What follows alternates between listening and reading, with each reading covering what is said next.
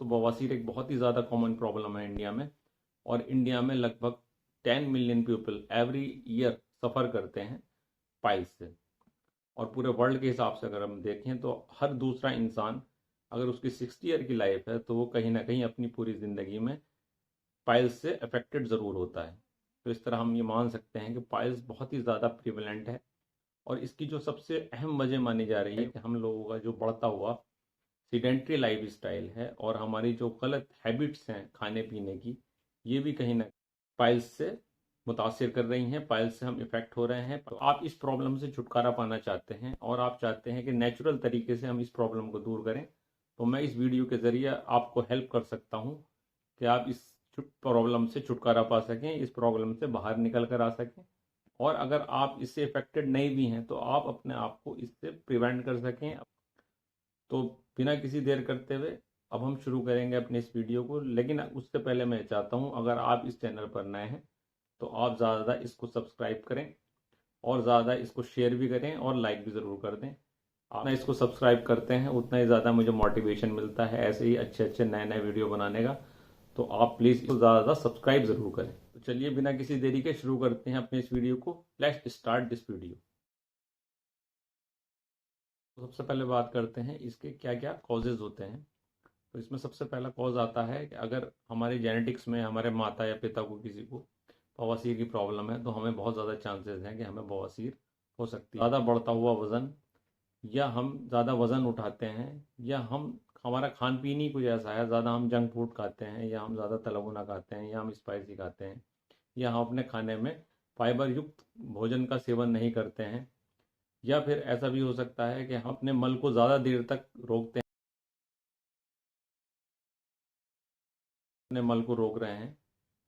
तो ऐसी कंडीशन में भी बवासीर होने की प्रॉब्लम ज़्यादा होती है। तो इसके अलावा जिन लोगों में कब्जियत रहती है, जिन लोगों को ज़्यादा कब्ज़ रहता है, तो ऐसे लोगों में भी ये बहुत ज़्यादा आम समस्या बन जाती है और उन्हें होने के चांसेस बहुत ज़्यादा होते हैं। इसके अलावा गर्भावस्था में जिन औरतों को गर्भ ठहर जाता है, उनको भी ऐसी कंडीशन में जो उनकी मसल्स हैं, डाइजेस्टिव मसल्स हैं, उन पे एक्स्ट्रा स्ट्रेन पड़ता है और एक्स्ट्रा प्रेशर पड़ता है।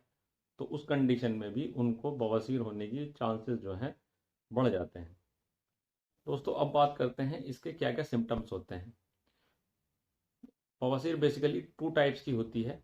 इसमें एक खूनी बवासीर होती है और एक बादी बवासीर होती है। तो बादी बवासीर में बहुत ज़्यादा पीड़ा होती है, बहुत ज़्यादा दर्द होता है, जलन होती है, और हमारे मल द्वार में जो है बहुत ज़्यादा सूजन आ जाती है अंदरूनी हिस्से में, और बहुत ज़्यादा हमें खुजली भी आ सकती है इसके अंदर, और कई बार बार बार मल त्यागने की इच्छा होती है।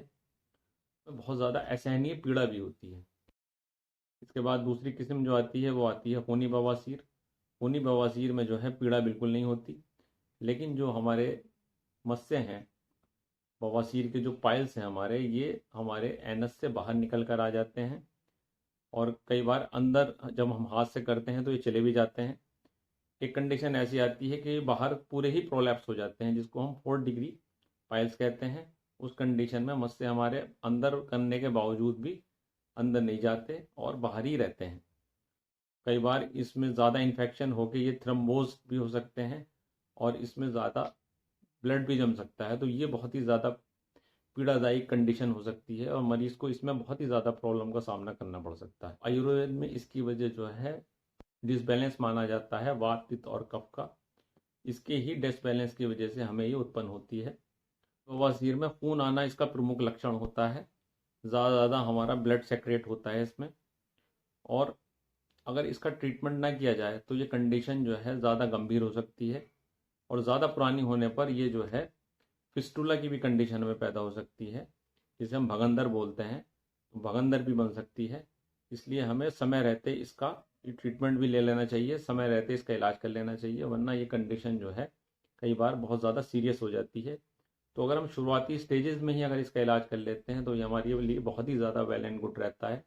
क्योंकि अगर हम ये समस्या अगर बढ़ जाती है तो यह सीरियस कंडीशन में पहुंच जाती है तो सर्जरी इसका एकमात्र उपाय रह जाता है, और ये हमारे लिए बहुत ही ज़्यादा कॉस्टली भी हो सकती है, हमारे लिए एक बहुत ज़्यादा प्रॉब्लमेटिक भी हो सकती है।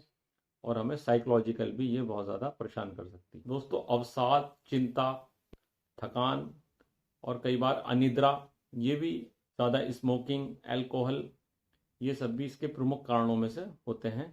इसलिए हमें इन चीज़ों को भी अवॉइड करना चाहिए अगर हम बवासीर से बचना चाहते हैं। तो अब मैं आपसे शेयर करूंगा कुछ ऐसे नेचुरल मेथड्स, कुछ ऐसी होम रेमेडीज़ और यूनानी मेडिसिन्स जिनके ज़रिए आप इस प्रॉब्लम से जड़ से छुटकारा पा सकते हैं और इस प्रॉब्लम को पूरी तरीके से दूर कर सकते हैं, बहुत ही कॉस्ट इफेक्टिव तरीके से, बहुत ही सिंपल तरीके से, और बिना किसी साइड इफ़ेक्ट के आप इस प्रॉब्लम से बच सकते हैं।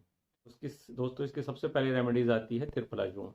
त्रिफला चूर्ण को हमें डेली रात में सोते वक्त 1 गिलास गर्म पानी में 1 चम्मच डालकर रेगुलर बेसिस पे पीना है। अगर हम ऐसा करते हैं तो हमें बहुत ही अच्छे रिजल्ट्स मिलेंगे इससे, क्योंकि इसके अंदर बहुत ही ज़्यादा लैक्सेटिव प्रॉपर्टीज़ होती हैं, एंटीऑक्सीडेंट प्रॉपर्टीज़ होती हैं, एस्ट्रिंजेंट प्रॉपर्टीज़ होती हैं, और ये हमारे डाइजेस्टिव सिस्टम के लिए एक रामबाण से कम नहीं होती।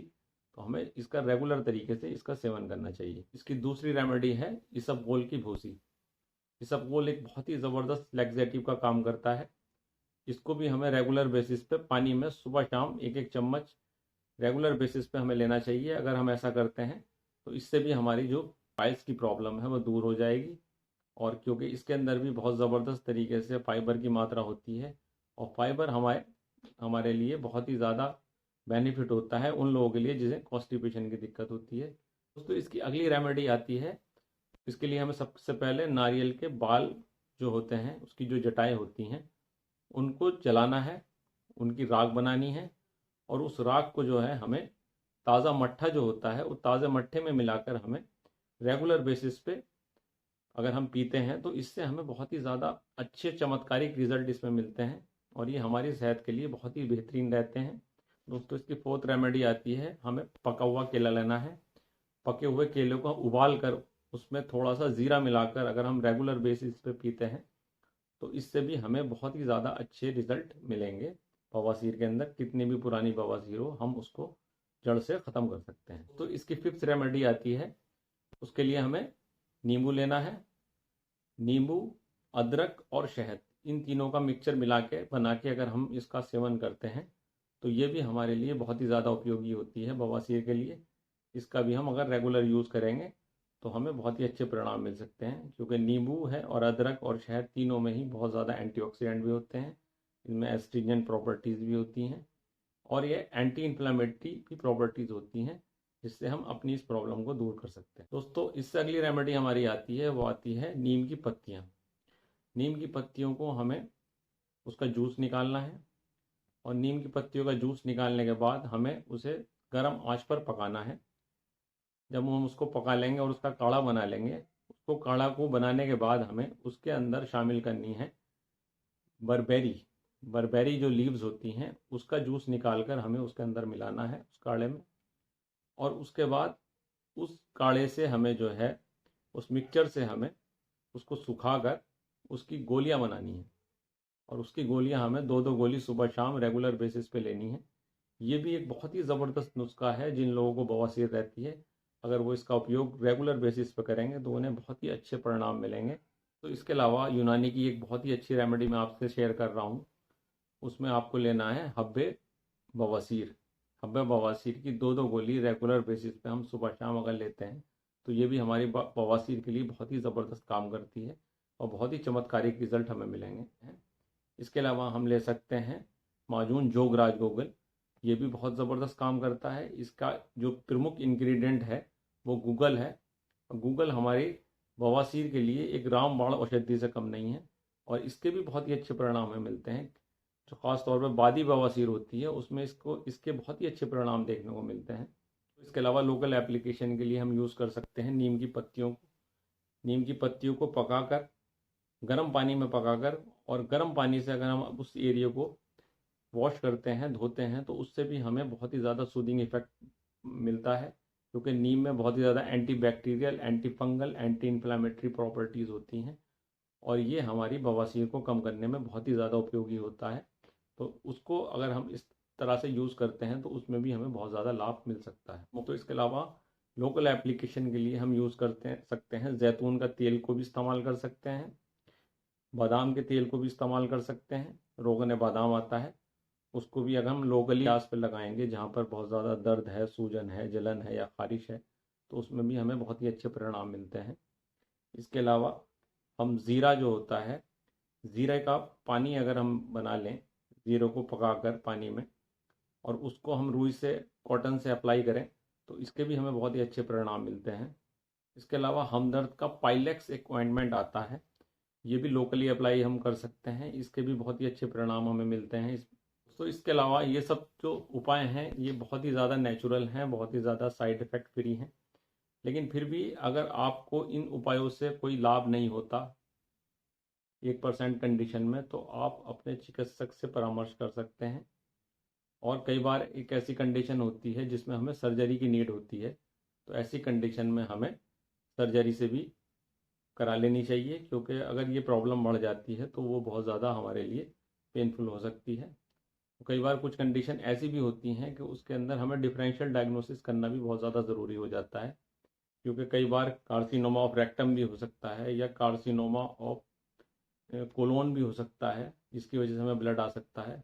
या कई बार इरिटेबल बाउल सिंड्रोम में भी कुछ गंभीर अवस्था में जो है हमारे जो गुदा है, हमारी जो एनस है, उससे ब्लड आ सकता है। तो ऐसी कंडीशन में हमें ज़रूर अपने चिकित्सक से मिलकर इसको सही तरह से डायग्नोस करा लेना चाहिए और फिर उसके अकॉर्डिंग ही हमें इलाज करना चाहिए, क्योंकि कई बार हम किसी गंभीर अवस्था में भी इस प्रॉब्लम में फंस सकते हैं। इसके साथ साथ हमें अपने खान पीन का भी बहुत ज़्यादा ख्याल रखना चाहिए।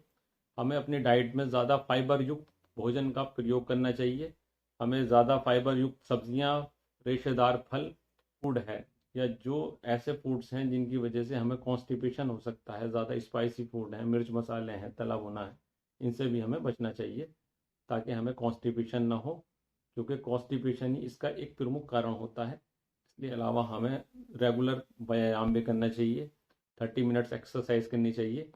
अगर हम किसी वजह से एक्सरसाइज नहीं कर पाते तो कम से कम हमें 30 मिनट्स रेगुलर वॉकिंग ज़रूर करनी चाहिए, क्योंकि जितना ज़्यादा हम अपनी बॉडी को एक्टिव रखेंगे उतना ही ज़्यादा हमारा डाइजेस्टिव सिस्टम भी एक्टिव रहता है और हमें कॉन्स्टिपेशन की प्रॉब्लम नहीं रहती और हम इस प्रॉब्लम से बच सकते हैं। होता है कॉन्स्टिपेशन की वजह से ही हम जो है बवासीर जैसी ख़तरनाक प्रॉब्लम में फंस सकते हैं। इसके अलावा हमें खूब ज़्यादा पानी पीना चाहिए। जितना ज़्यादा हम पानी पीते हैं उतना ज़्यादा हमारा स्टूल लूज़ होता है और हमें कब्जियत नहीं रहती, हमें कॉन्स्टिपेशन नहीं रहता। इसके अलावा हमें ज़्यादा स्मोकिंग या अल्कोहल का भी सेवन नहीं करना चाहिए। इसके अलावा प्रॉपर नींद लेनी चाहिए और ज़्यादा स्ट्रेसफुल हमें जीवन नहीं जीना चाहिए। अपने माइंड को बहुत ही ज़्यादा फ्री रखना चाहिए। जितना ज़्यादा हम माइंड को फ्री रखेंगे उतना ही ज़्यादा हमारा डाइजेस्टिव सिस्टम जो है प्रॉपर वर्क करता है। तो हमें इन चीज़ों का भी ख्याल रखना चाहिए और अपनी अच्छी जीवन शैली अपनानी चाहिए, मेडिटेशन, योगा करनी चाहिए। तो ये सब चीज़ अगर हम उपाय करेंगे तो हम पायल्स जैसी गंभीर बीमारी को हरा सकते हैं और इसको होने से भी अपने आप को प्रोटेक्ट कर सकते हैं। दोस्तों, अगर आपको मेरे द्वारा दी गई जानकारी पसंद आई हो और आपने इससे अपने जीवन में कुछ भी थोड़ा बहुत ऐड किया हो, तो प्लीज़ इसको ज़्यादा सब्सक्राइब करें, इसको ज़्यादा शेयर करें, क्योंकि आपके इस सब्सक्रिप्शन से और इस शेयर करने से हमें बहुत ज़्यादा मोटिवेशन मिलता है इसी तरह के अच्छे अच्छे वीडियोस बनाने का। तो मैं उम्मीद करता हूँ कि आप मेरे इस वीडियो को ज़्यादा सब्सक्राइब करेंगे और ज़्यादा शेयर भी करेंगे, लाइक भी करेंगे। ये चाहते हैं अगर कि मेरा वीडियो आपको समय से मिलता रहे तो आप इसकी जो बेल आइकन है उसको ज़रूर प्रेस कर देना, ताकि समय रहते आपको मेरे नोटिफिकेशन मिलते रहें। इसी के साथ मैं अपने इस वीडियो को एंड करता हूँ। Bye, take care.